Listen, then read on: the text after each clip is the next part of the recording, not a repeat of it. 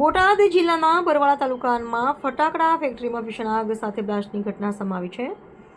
ઘટનામાં એક વ્યક્તિનું મોત થયું છે, જ્યારે 2 લોકો ગંભીર રીતે ઇજાગ્રસ્ત થયા છે. ઇજાગ્રસ્તમાં એકને ભાવનગરને તો એકને અમદાવાદ સારવાર હેઠળ ખસેડવામાં આવેલ છે. બરવાળા પ્રાંત અધિકારીના જણાવ્યા મુજબ અહીં ફટાકડાનું મેન્યુફેક્ચરિંગ થતું હતું અને ફેક્ટરીનું લાયસન્સ પણ હતું. હાલ ઘટનાને લઈ તપાસ શરૂ. બરવાળા તાલુકાના બેલા અને ટીમ્બલા ગામ વચ્ચે આવેલી વાડી વિસ્તારમાં ફટાકડા ફેક્ટરીમાં અચાનક આગ લાગી હતી. ફેક્ટરીના એક રૂમમાં કાચું રો મટીરિયલ સંગ્રહિત હતું, જેમાં આગ લાગતા જ ભીષણ ધડાકા સાથે બ્લાસ્ટ થયો હતો. આ બ્લાસ્ટમાં ફેક્ટરીના માલિક સહિત 3 લોકો ગંભીર રીતે ઇજાગ્રસ્ત થયા હતા, જેમાંથી એક મજૂરનું ઘટના સ્થળે જ મોત નીપજ્યું હતું, જ્યારે ફેક્ટરી માલિક અને અન્ય એક મજૂરને ગંભીર હાલતમાં 108 એમ્બ્યુલન્સ મારફતે બોટાદ ખાતેની સોનાવાલા હોસ્પિટલ ખાતે સારવાર માટે ખસેડવામાં આવ્યા હતા. ત્યારબાદ વધુ સારવાર માટે ભાવનગર ખસેડવામાં આવેલ છે, તો ફેક્ટરી માલિકને સારવાર માટે અમદાવાદ ખસેડવામાં આવેલ છે.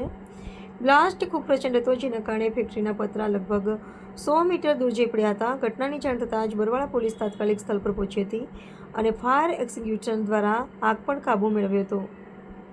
ઘટનાની જાણ થતાં બરવાળા પ્રાંત અધિકારી પણ ઘટના સ્થળે પહોંચ્યા હતા.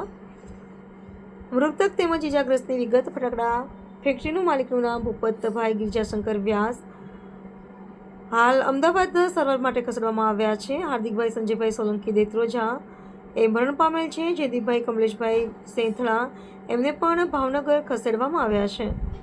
અહેવાલ રોહિતા જતાપરા, દીવ મિરર ન્યૂઝ, બરવાળા. નમસ્તે મિત્રો, હું છું ચાંદની પરમાર. આપની મનપસંદ ચેનલ એટલે કે દીવ મિરર ન્યૂઝ ચેનલને લાઈક કરો, શેર કરો અને ફોલો કરો. અને હા, તેમાં દરરોજ તાજા સમાચાર જોવાનું ભૂલશો નહીં. નમસ્કાર દર્શક મિત્રો, હું છું પાયલ બામભણિયા. આજના મુખ્ય સમાચાર દેશ વિદેશ ગુજરાત રાજ્યના તાજા બ્રેકિંગ સમાચાર નિહાળો દીવ મિરર ન્યૂઝ ચેનલ પર દરરોજ રેગ્યુલર.